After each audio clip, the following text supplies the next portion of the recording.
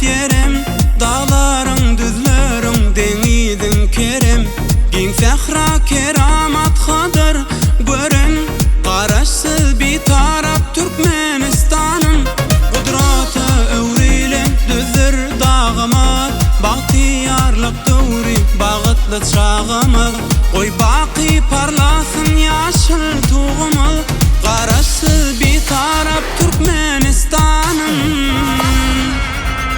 Garaşsyz Türkmenistan'a, bir taraf Türkmenistan'a, parlasın yaşıl tuğumu, güllesin Türkmenistan'ın. Garaşsyz Türkmenistan'a, bir taraf Türkmenistan'a, parlasın yaşıl tuğumu, asmanlı Türkmenistan'a.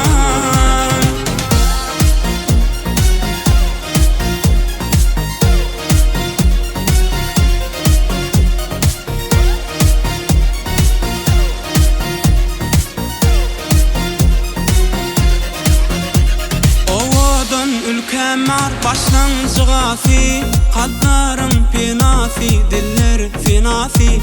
Arka dağlı halkın sarsmaz binasi, garaşsyz bir taraf Türkmenistan'ın. Adamın anamlı bedev batlıdır, dünyanın önünde şan şöhratlıdır. Pederlerin arzuy nesil batlıdır, garaşsyz bir taraf Türkmenistan'ın. Garaşsyz Türkmenistan'a, bir taraf Türkmenistan'a, parlasın yaşıl tuğumu, güllesin Türkmenistan'ın. Garaşsyz Türkmenistan'a, bir taraf Türkmenistan'a, parlasın yaşıl tuğumu, asmanlı Türkmenistan'a.